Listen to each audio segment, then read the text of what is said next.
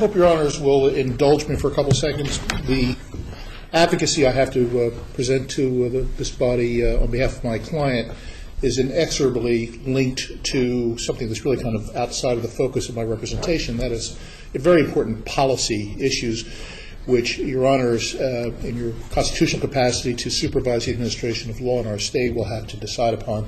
And I'm hopeful that this case will give you the opportunity to do that.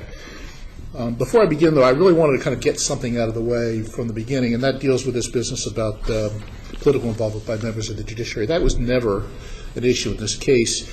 I think the best case to talk about this is the per curiam decision in Ray Fenster, where there's extraordinarily strong language. I think some of it's actually capitalized, admonishing judges not to let their courts become entangled with local politics, something that they should never do, not ever, I think is the actual language. As I indicated previously, this is a very, very important case, and there's a lot of municipal court judges around the state who work on a part-time basis, which I dare say is most of them, who are looking at this and looking for guidance from Your Honors. And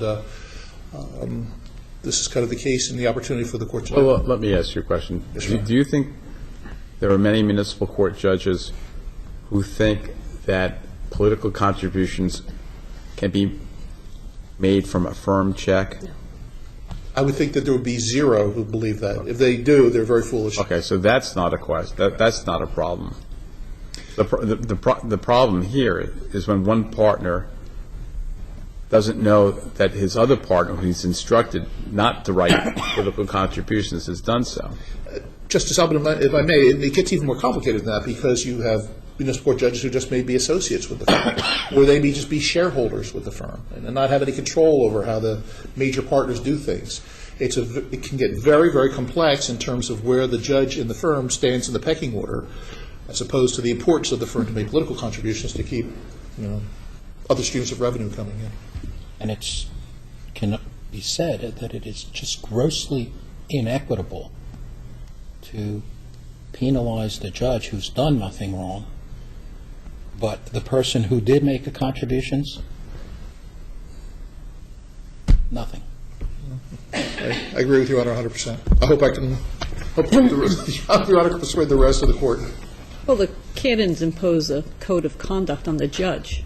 Correct. It's the judge's responsibility to ensure compliance. No one else's. Isn't that right?